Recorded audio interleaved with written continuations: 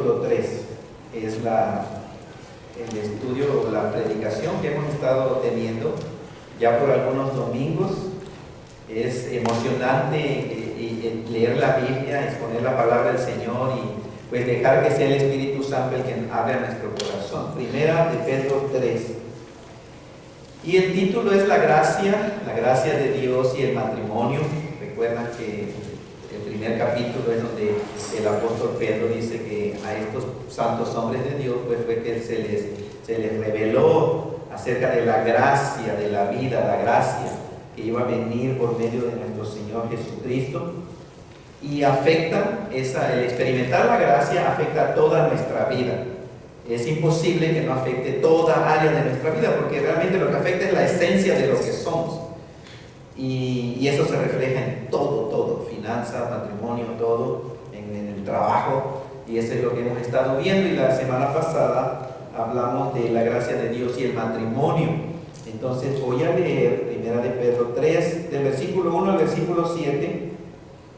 Dice la Escritura: asimismo ustedes, mujeres, estén sujetas a sus propios maridos, para que también los que no creen a la palabra sean ganados sin palabra por la conducta de sus esposas, considerando vuestra conducta casta y respetuosa, vuestro atavío, por la forma de vestirse, vestido, no sea el externo de peinados ostentosos, de adornos de oro o de vestidos lujosos, sino el interno, el atavío interno, dice, el del corazón, en el incorruptible adorno u ornato de un espíritu afable y apacible, que es de grande estima delante de Dios. Porque así también se ataviaban en otro tiempo aquellas santas mujeres que esperaban en Dios, estando sujetas a sus maridos, como Sara obedecía a Abraham llamándole Señor, de la cual ustedes han venido a ser hijas, si hacéis el bien sin temer ninguna amenaza. Ustedes, maridos, igualmente vivan con ellas sabiamente, dando honor a la mujer como a vaso más frágil y como a coherederas de la gracia de la vida, para que sus oraciones no tengan estorbo. Vamos a orar. Señor, es tu palabra, Padre, y oramos con humildad, reconociendo nuestra incapacidad de entender, Señor, tu mensaje, lo que significa, lo que tú, Señor, tratas de comunicar a tus hijos. Por eso, en humildad pedimos que tu Espíritu Santo nos ilumine el entendimiento espiritual para comprender la verdad, Señor, que hace libre a todo ser humano, que es tu verdad, que es Cristo Jesús. Gracias, Señor. En el nombre de tu Hijo oramos. Amén. Lo último que vimos es que la mujer cristiana o la mujer de Dios ha de reflexionar seriamente en lo que las Escrituras enseñan con respecto al pecado que existe en el ser humano, en el hombre, en la mujer, los deseos de la carne.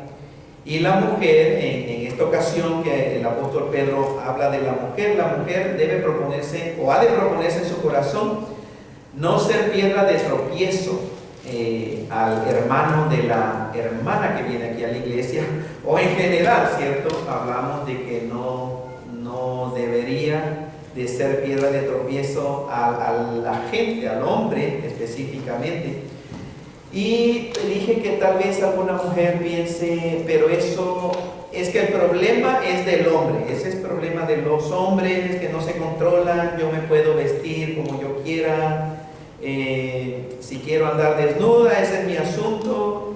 O hay algunos hombres que aunque vea a una mujer vestida, la desnudan con la vista. Y es verdad que eso puede ser. Pero lo que dijimos es que ese no es un argumento válido, ¿cierto? Para las hijas de Dios, o sea, no hace sentido.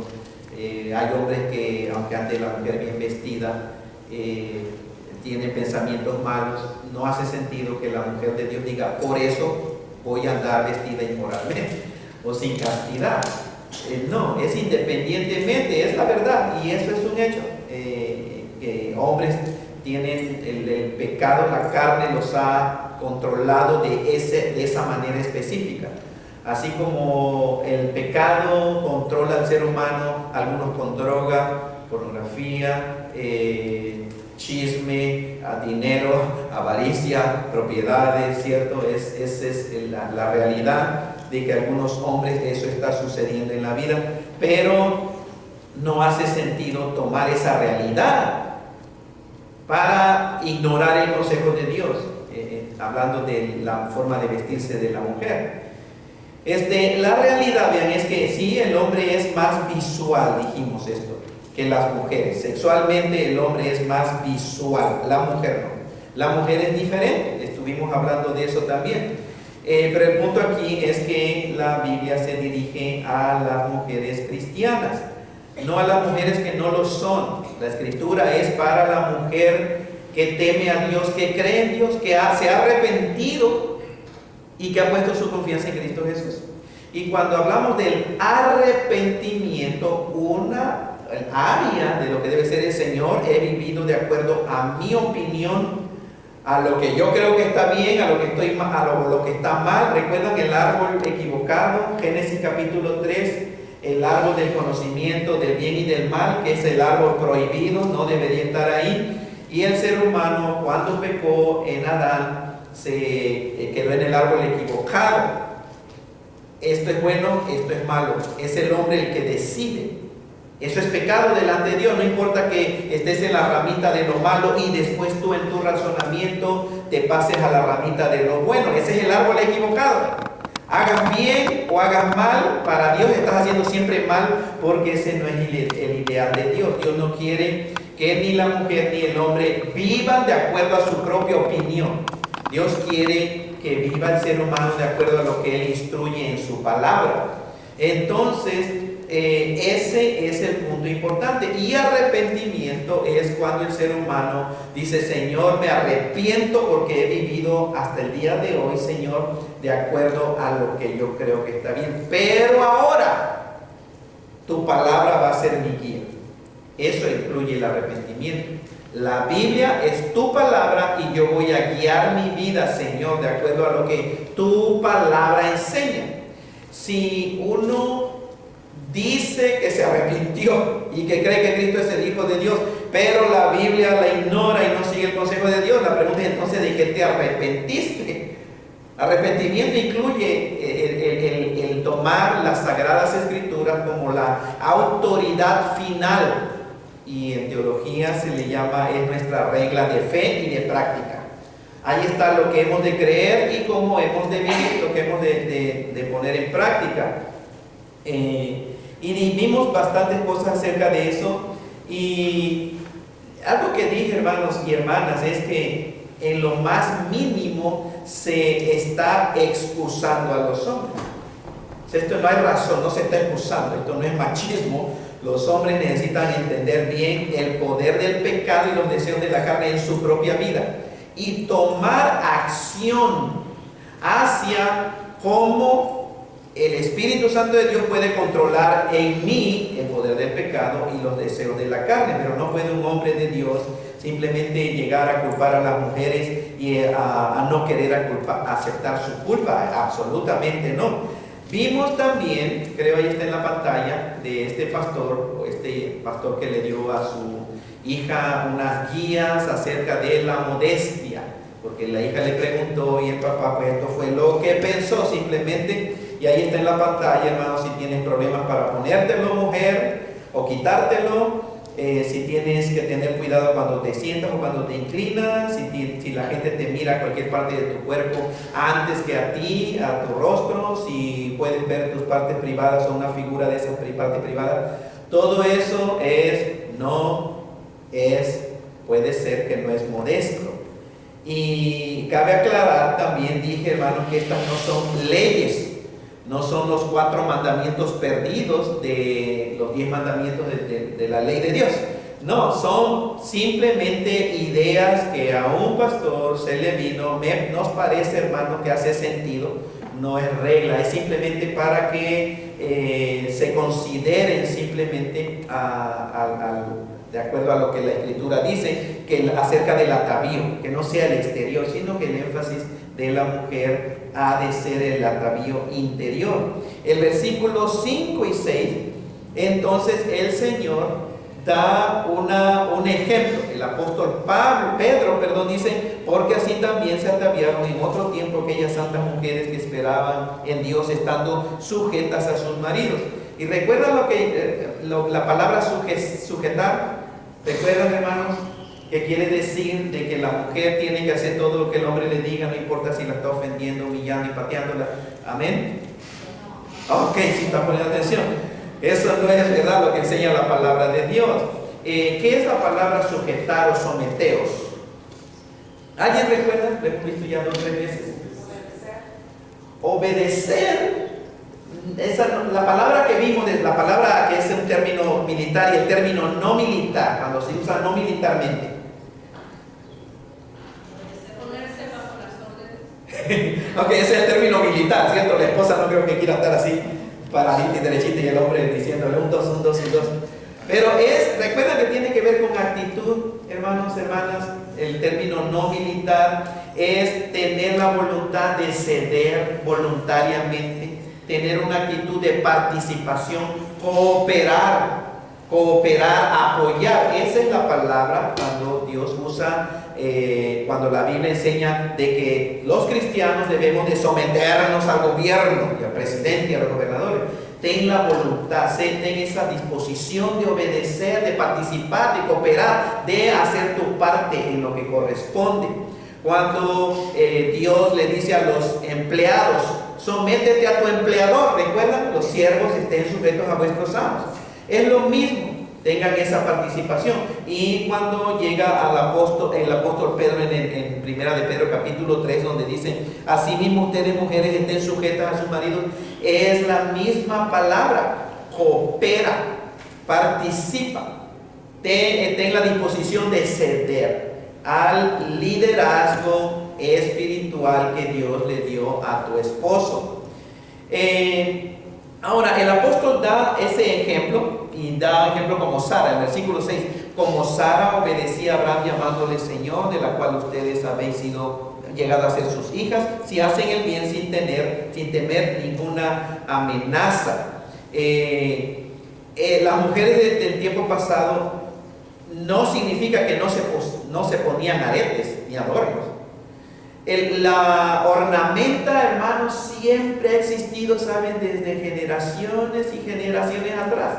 Y la Biblia no condena el que la mujer se pinte el cabello, se ponga maquillaje, use aretes, use anillos, use collares. La Biblia no se opone, si ustedes se dan cuenta, a eso.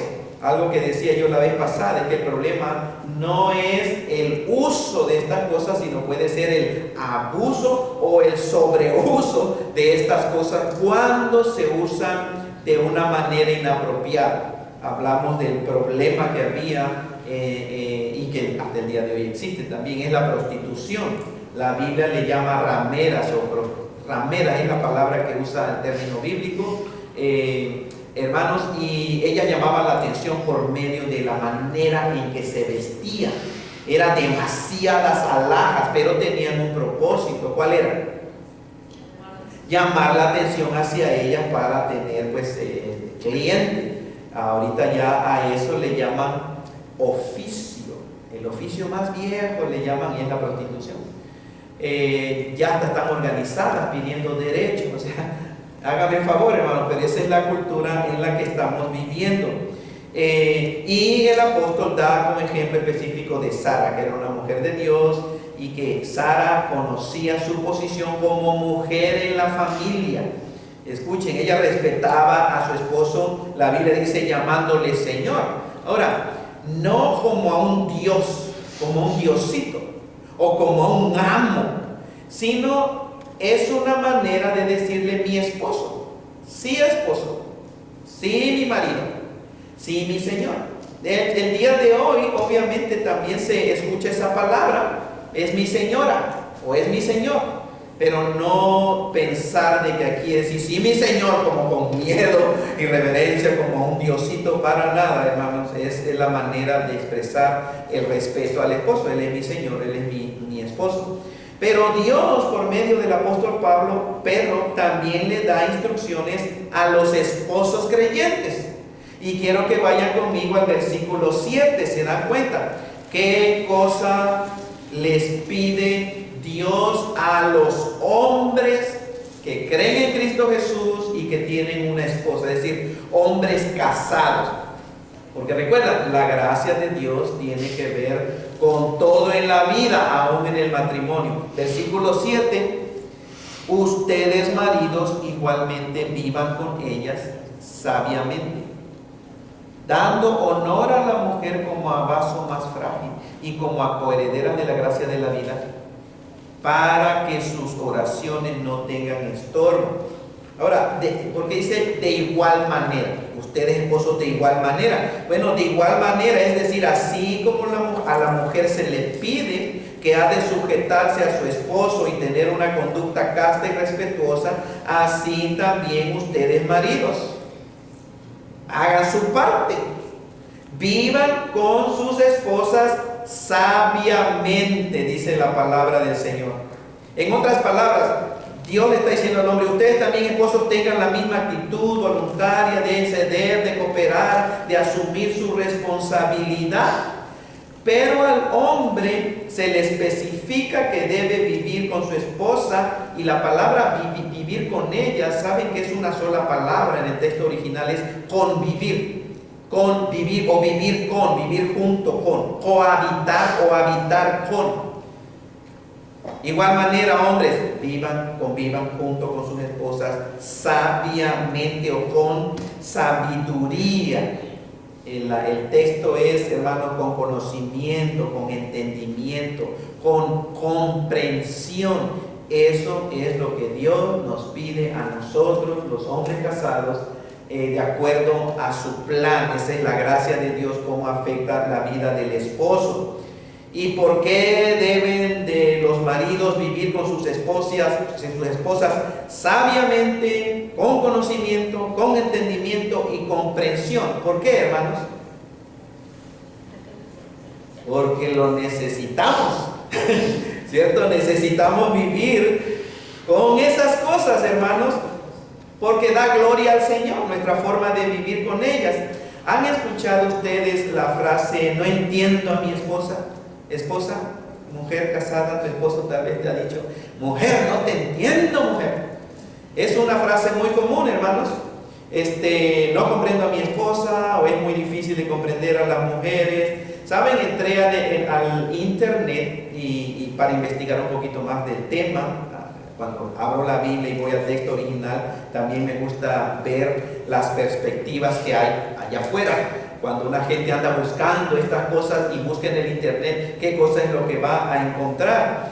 Y ¿saben qué? Encontré acerca del tema y encontré que hicieron un manual para entender a la mujer. Y está publicado. No, es una broma, hermano. Eso es lo que encontré, un dibujo así que dice manual para entender a la mujer. Pensé que se iban a reír, hermanos, pero no es nada chistoso esto. Bueno, un día este hombre... Yo tengo una llama. ¿Cómo? Necesita dos. Un día un hombre caminaba por la playa, uno de ustedes creo ya saben esta historia.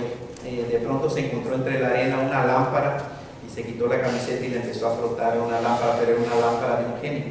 Y salió un genio inmediatamente, estaba sorprendido el hombre y le dijo, concédeme, amo, le dijo, amo, dime o pídeme cualquier deseo y te lo voy a conceder.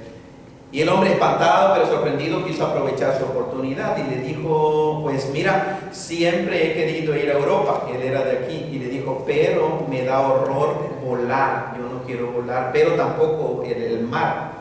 Me enfermo, me pongo muy mal. Entonces dice, quiero que por favor me construyas un puente de aquí de Nueva York hasta Europa.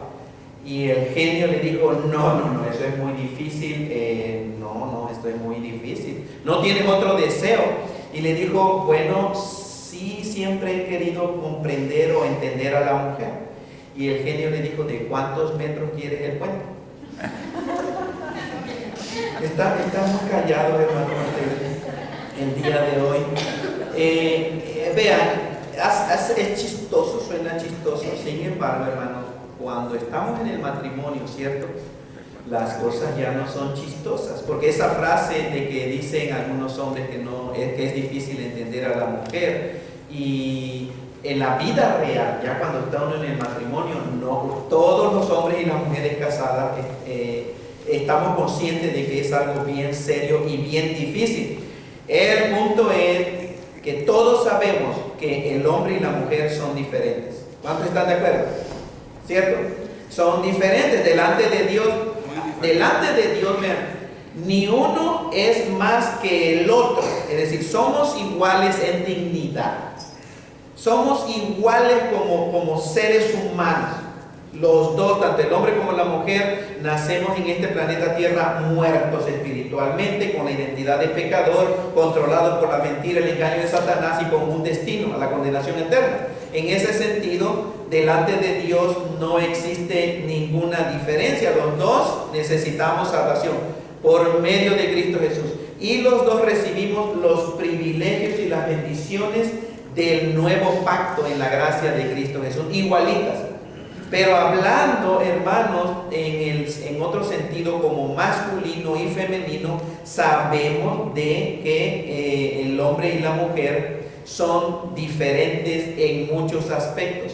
Y ustedes también pueden buscar en el internet la diferencia entre el hombre y la mujer. Algunas son chistosas, les digo, cuando se platican ya, cuando ya pasó uno esa lucha o el conflicto.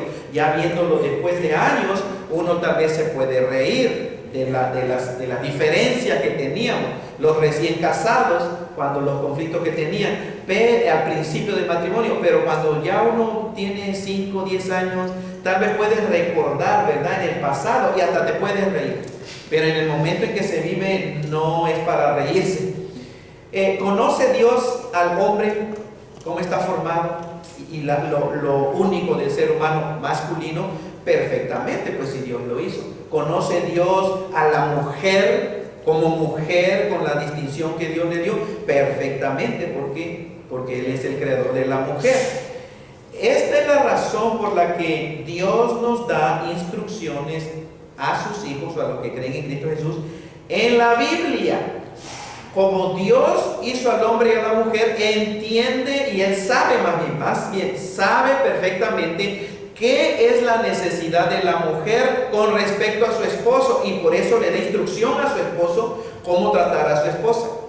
Y Dios también sabe perfectamente la necesidad del esposo con respecto o en relación a su esposa, y por eso Dios le da instrucciones específicas a la mujer, porque sabe que cuando el hombre y la mujer de Dios siguen esos consejos, esas instrucciones, entonces el nombre del Señor es glorificado y ese matrimonio va a seguir adelante. Lo que Dios le pide a la mujer y al hombre es precisamente vital para un matrimonio satisfactorio. Dios no le pedirá al hombre algo que no es para el bien de su matrimonio. ¿Están de acuerdo con eso? Dios no le pedirá a la mujer algo que es para mal de su matrimonio. Es palabra de Dios. Tanto el hombre como la mujer cristiana han de ver la palabra y las instrucciones de Dios.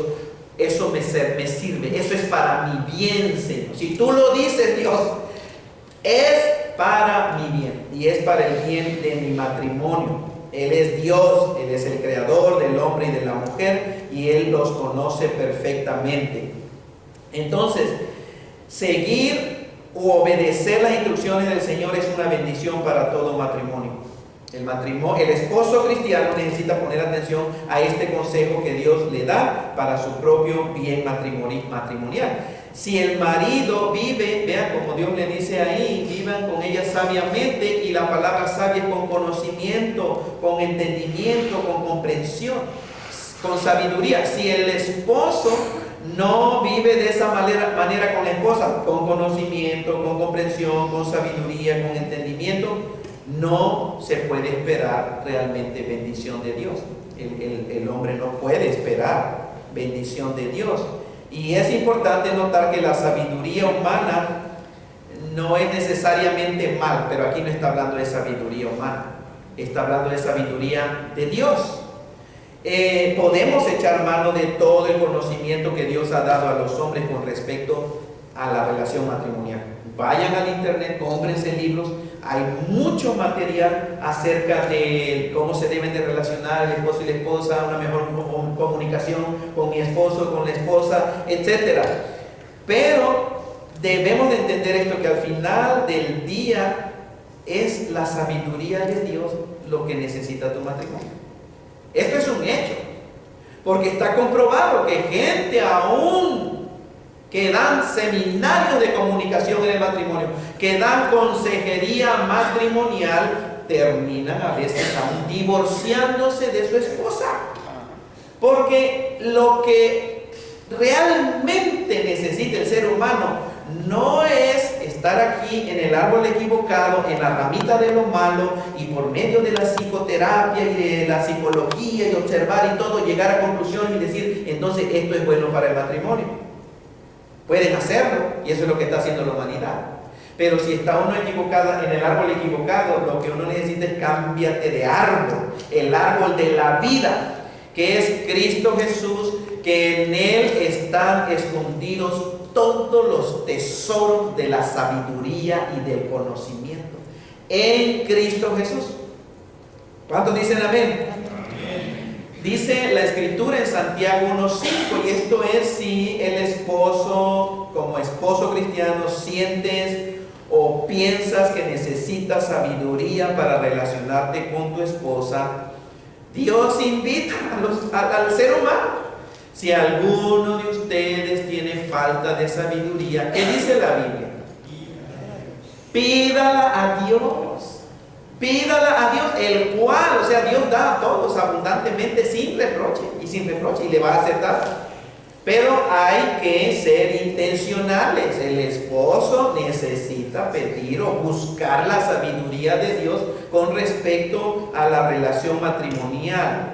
No hay razón por la cual no vivir nuestros matrimonios con esa sabiduría de Dios. ¿Qué más le dice Dios a los maridos? ¿Qué otra instrucción le da a los maridos? Versículo 7. Que den honor a su esposa como a un vaso más frágil. Entonces, notemos que dice, dando honor a la mujer. A la mujer en singular. Es decir, no solamente a la esposa, sino a la mujer. En general, al sexo femenino. Dios espera que el hombre cristiano valore a su esposa. Pero en el contexto de la instrucción que le da el apóstol Pedro, él está enfatizando la relación matrimonial. Aquí está hablando, por eso le dio instrucciones a la esposa y después le da instrucciones a los esposos. Y la palabra honor aquí es como valuación o valoración de algo por el cual se fija el precio. Me viene a la mente como un joyero, cuando llevan una joya o un pedazo de metal a un joyero, una piedra preciosa que hace el joyero, él es el experto, él sabe el valor de la piedra y empieza a buscar, a examinar y le da vuelta, y después de una examinación así, de una valoración, él dice esto, da una cantidad, es lo que cuesta o lo que vale esa piedra preciosa. Eso es lo que Dios nos dice a los hombres en la escritura: honren a sus esposas. En otras palabras, sería qué valor le asignas a tu esposa, hombre. ¿Qué precio le asignas a tu esposa? ¿Cuánto honras o valoras a la mujer que Dios te dio por compañera? ¿Qué precio le pondrías a tu esposa? Priceless. ¿Cierto? ¿Saben por qué? Correcto. No hay precio. Es priceless. ¿Saben por qué? Porque antes de, y no dudo que algún hombre en sarcasmo puede decir tanto valor monetario le daría a la esposa, pero escuchen, como hombres de Dios tenemos que entender esto: Jesucristo pagó por tu esposa en la cruz. Jesucristo pagó un precio por tu esposa en la cruz. Y el precio que Jesucristo pagó por tu esposa, ¿sabe cuál es? Su propia vida, la vida de Jesucristo. El valor de Jesucristo, el Hijo de Dios, ese es el precio que Dios le da a tu esposa. Y ese es el precio, ese es el valor que nosotros necesitamos entender, que es mi esposa o tu esposa a los ojos de Dios. Ese es el precio. Cuando tengas conflicto, trata de recordar y vivir sabiamente con ella. Y tal vez volteate, vete para atrás cuando veas a tu esposa hacer la limpieza, hacer el quehacer de la casa, haciendo la comida, obsérvala. Y pon en tu corazón, en tu mente, y dice: Señor, tú pagaste el precio por mi esposa. Ella vale Jesucristo, vale la vida de Cristo Jesús. Ese es el precio, Señor. Señora, enséñame, ayúdame a siempre mirar a mi esposa continuamente desde esa perspectiva, porque ese es el valor. Esto no es fantasía, esto es un hecho real. Mi esposa vale Jesucristo. Y por eso el Señor dice: ten honor a su mujer, como a un vaso más frágil. Ahora, es difícil imaginarse a una mujer enojada con un hombre que la honra y la valora, así como Dios la valora, ¿cierto? ¿Pueden ustedes imaginarse una mujer enojada porque su esposo la valora, la honra, la respeta, así como Dios espera que la trate? ¿Hay alguna esposa que no desearía tener un esposo así? Que la valore, que la respete y que la estime así, decir, es una hija de Dios y Cristo pagó por ella, y eso es lo que vale, así valoro a mi esposa.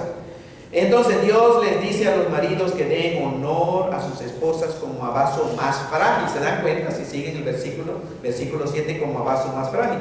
Y sé que esta expresión va en contra del feminismo de nuestros tiempos. Así como existe machismo, de la misma manera existe el feminismo. Tanto el uno como el otro son malos, y ese no es el ideal de Dios. No puede haber un cristiano machista, no debe tampoco, ni puede haber una mujer feminista. Y cuando la Biblia usa ese término de dando honor a la mujer como a vaso más frágil, las feministas, y esta es nuestra sociedad, hermano, y se tiene que enseñar esto, porque como las mujeres crecen en esta sociedad, están siendo bombardeadas. Y cuando una mujer acepta a Cristo Jesús, no necesariamente ya le cambió toda la mente, ¿cierto? Necesita renovar su mente, porque como dijimos la vez pasada, algunas mujeres vienen de un trasfondo donde el papá era machista, o donde la mamá era la feminista, etc. Y muchas veces eso le afecta a las mujeres. Cuando vienen a Cristo Jesús, todavía en sus mentes traen la información de feminista, y no ha cambiado.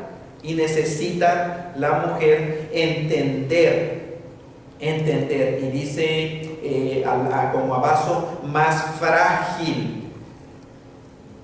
Tanto el hombre como la mujer sabemos perfectamente que no somos iguales en ciertos aspectos. Dios creó al hombre y a la mujer con propósitos diferentes.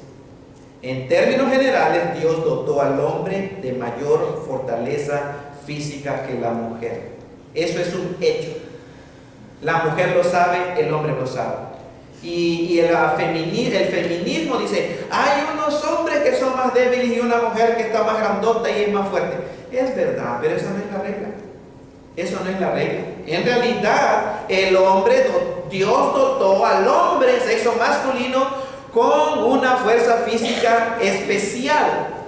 ¿Por qué? Porque Dios sabía, le iba a dar el liderazgo al hombre. Tiene, hermanos, la cabeza. Dios tenía un propósito. Tiene un propósito tanto para el hombre como para la mujer. ¿Y por qué razón? Bueno, por la responsabilidad y función que Dios le asignó al hombre. El hombre sería la cabeza de la mujer. ¿Qué es esto, cabeza de la mujer? Que la pisotee, la humille, la trate mal. Recuerda que no, absolutamente al contrario. El ser el hombre cabeza de la mujer tiene más que ver con una gran carga y responsabilidad que con ser machista y autoritario y mandar. El ser el hombre la cabeza de la mujer es que él es el proveedor, el protector, el líder, el que lleva una grandísima carga y responsabilidad para sacar a su familia, a la esposa y a los hijos adelante, y necesita una dotación especial. La mujer en este sentido es el vaso más frágil. La mujer es el vaso más frágil. Esta verdad de ninguna manera devalúa o desvalúa a la mujer de su dignidad como mujer. Para nada. Entonces, ante Dios, espiritualmente hablando, la mujer, que dice la Biblia, es coheredera. ¿Se dan cuenta? Primera de Pedro 3:7. Coheredera de la gracia de la vida. Es decir, no es que el hombre es el heredero y la mujer abajo como coheredera. La palabra coheredera es los dos son exactamente los mismos herederos. Es como hablar del copiloto de un avión. Está el piloto y el copiloto. ¿Quién es más? ¿El piloto? No, son los dos. Si este le asigna como piloto, entonces el que va al lado es el copiloto. Pero él también es piloto. Si hablas de él como piloto, entonces el piloto se convierte en copiloto.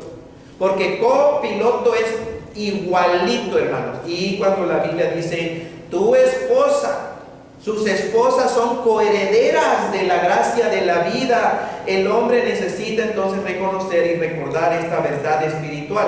Tú y tu esposa son igualmente herederos de la gracia de Dios.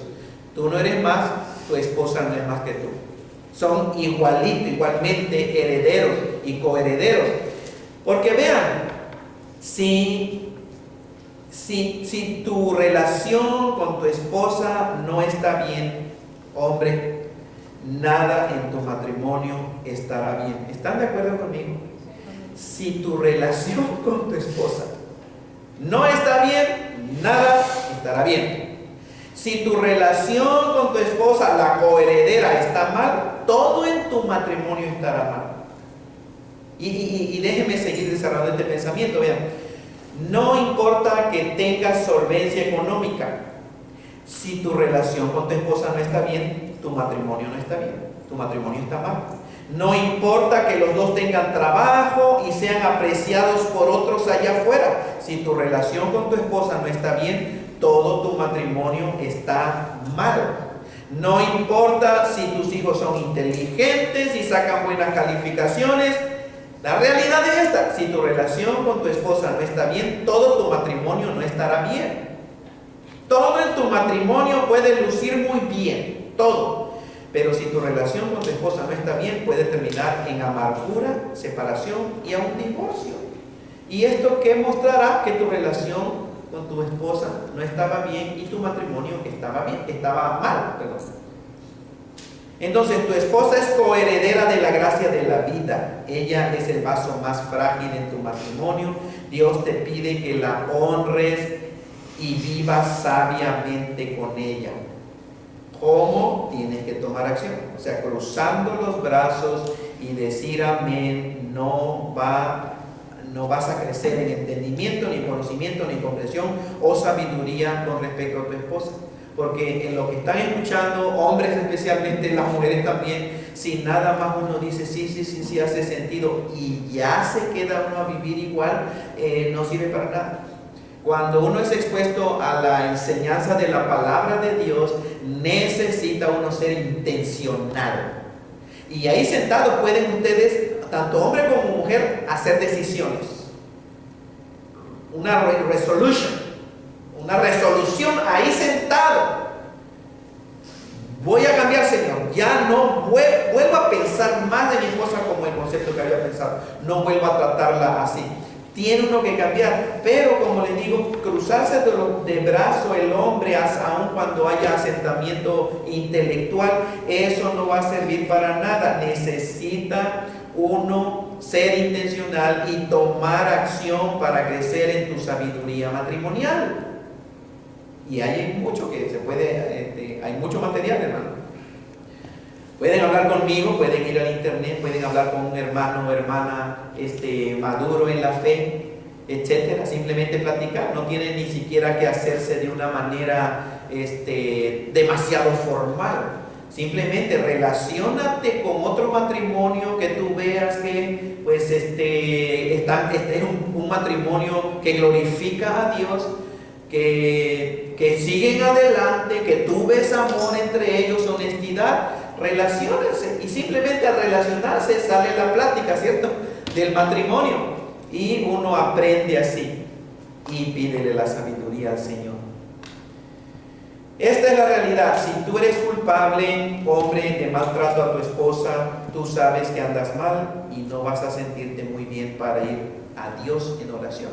Y por eso la última parte dice de ese versículo: para que sus oraciones no tengan estorbo. Para que sus oraciones no tengan estorbo. Si la relación con tu esposa está mal, no te sientes con el ánimo para orar a Dios en algunas ocasiones, sobre todo cuando te ha engañado Satanás, o más bien especialmente cuando Satanás te ha engañado. Te sentirás culpable, te vas a sentir condenado, y esto lo puede usar Satanás para hacer más daño a tu relación matrimonial. Lo primero que sucederá es que viene un desánimo en tu vida hacia las cosas de Dios. Y estoy hablando pensando en un hombre de Dios que reconoce que es culpable de su parte que le corresponde. No es un argumento válido decir, pero es que mi esposa, por eso yo hago así y actúo mal. No hace sentido, ni es algo que Dios va a apreciar mucho en tu vida. Si tu esposa tiene un carácter no de una hija de Dios, ¿de quién es problema? De tu esposa. Pero si tú empiezas a actuar como si no fueras hijo de Dios, ese es problema tuyo. Tu esposa no tiene nada que ver en la manera que tú decides cómo enfrentarte a esa situación. Eso es exclusivamente tuyo. Entonces vean, Satanás trata de usar problemas en el matrimonio para desanimar a los creyentes. Y mucha gente, lo primero que hacen muchos creyentes cuando andan mal en su matrimonio, ¿qué cosa es lo primero que empiezan a hacer? A señalar. ¿Cómo? A señalar. A señalar, sí, lo segundo entonces. Pero hablando en términos general, cuando anda el matrimonio mal, hermanos, dejan de venir a la iglesia. Número 1, tengo problemas de matrimonio, ¿para qué voy a la iglesia? Ese es un engaño salido del infierno, porque es todo lo contrario a lo que la Biblia enseña. Dios todo lo contrario dice: no se dejen de reunir, de congregar, no dejen de ir a la iglesia, tanto más cuando ven que aquel tiempo se acerca. Pero Satanás de alguna manera te dice que lo primero que debes de hacer es deja de ir a la iglesia con tus hermanos en la fe. Grandísimo error. ¿Y por qué? Porque están desanimados. Otras personas no dejan de asistir, pero es obvio que están desanimados. Le platicaba a una hermana que leí una vez hace muchos años un libro que este autor decía que la herramienta número 1 de Satanás en contra de los cristianos, ¿saben cuál es? Desánimo. Punto. Eso es todo. Lo desanima y ya. ¿Es cristiano? Sí, pero desanimado. No sirve, no está apasionado, no comparte su fe, está desanimado. Esa es la herramienta número 1 de Satanás. El desánimo en los hijos de Dios. No hay gozo, no hay disposición de servir, no hay nada, está desanimado. Entonces, otra cosa que sucede es que te sientes culpable y no te sientes digno ni siquiera de orar a Dios para pedirle algo. Sobre todo si has fallado una vez y has fallado otra vez, el diablo te engaña y tu oración empieza a tener estorbo. Tu vida de oración está siendo estorbada. Esa palabra, para que vuestras oraciones no tengan estorbo, esa palabra es como cortar o impedir el curso de uno cortando el camino. Es decir, va uno en el camino y vas a ser cortado de ese camino. Te cortan el camino, eso es estorbar. O sinónimos es obstruir o prevenir o retrasar. Y lo que Dios quiere es maridos vivan con sus esposas sabiamente. Denle honor a sus esposas como un vaso más frágil y como a coherederas de la gracia de la vida. Hacia esto, para que sus oraciones no tengan ningún estorbo, que no haya problemas, que ustedes se sientan bien. Hay un pasaje en Mateo 5:21, ahí lo puse en la pantalla, y si ustedes recuerdan, en Mateo 5, Jesucristo es donde viene el sermón del monte, pero Jesucristo en Mateo 5 empieza a hablar acerca de las características del reino de Dios, la vida de un hijo de Dios, cómo sería. Y en Mateo 5:21, si se dan cuenta, dice: oyeron que fue dicho a los antiguos, no matarás, y cualquiera que matare será culpable de juicio. Pero Cristo lo hace más difícil. Si eso les parece difícil de no matar y que mate será culpable de juicio, dice Cristo: pero yo les digo que cualquiera que se enoje contra su hermano será culpable de juicio. No lo tienes que matar, al menos literalmente o físicamente. Si ya te enojaste, dice Cristo, eres culpable de juicio. Y cualquiera que diga necio a su hermano será culpable ante el concilio. Y cualquiera que le diga cabeza hueca o racá o fato a su hermano quedará expuesto al infierno de fuego. Por tanto, si se dan cuenta la conexión. Tiene uno que seguir hablando del enojo, de matar en el corazón. Cristo dice: por esta razón te digo, si traes tu ofrenda al altar, es decir, el hombre con Dios, dice, y ahí te acuerdas que tu hermano tiene algo contra ti, ¿qué dice el Señor? Deja allí tu ofrenda delante del altar y ve, reconcíliate primero con tu hermano, y entonces ven y presenta tu ofrenda. ¿Se dan cuenta, hermanos? Si vemos esto, es que Jesucristo lo que está enseñando es la importancia de estar bien con el prójimo. ¿Por qué? Porque la prioridad para Dios es nuestro corazón en relación a las demás personas. Lo más importante para Dios es que estés bien, que estés bien. Si hay algo malo con alguna persona, y aquí hablando del apóstol Pedro, es el esposo y la esposa, de alguna manera el diablo, acuérdense que es astuto para hacer mal. Y si te empiezan tus oraciones a ser estorbadas, pues no esperemos bendición, ¿cierto? ¿Qué dirección vas a llevar el matrimonio? Esa es la instrucción de Dios. Vamos a terminar, hermanos, unos minutitos con mucho tiempo, entonces hay más tiempo para disfrutar un cafecito. Pónganse de pie y vamos a hacer una oración. Cierren sus ojos y espero en el Señor que al menos la sola lectura de Primera de Pedro 3 del 1 al 7, que el Espíritu Santo de Dios hable al corazón de las mujeres, al corazón de los hombres, especialmente en el matrimonio. Señor, gracias por tu palabra. Todo lo demás son opiniones, Señor, pero tu palabra es verdad. Y gracias, Dios, porque la iluminación del entendimiento espiritual de mis hermanos y de mis hermanas no depende de mí. Eso es tu responsabilidad, Señor, y sabemos que tú lo haces. Gracias, Padre, porque tus instrucciones son claras y son específicas. Tú tienes instrucciones para la mujer que te teme, Señor, la mujer cristiana, la mujer casada, y también para el hombre casado, el hombre que te teme. Los que nos hemos arrepentido, Señor, hacemos muy bien en poner atención y seguir tu consejo, Señor, para la gloria de tu nombre y para la edificación y fortaleza de nuestros propios matrimonios. Gracias, Señor, por tu palabra. Despídenos de este lugar. Sabemos que tú vas con cada uno de nosotros, Señor. Gracias en Cristo Jesús. Amén.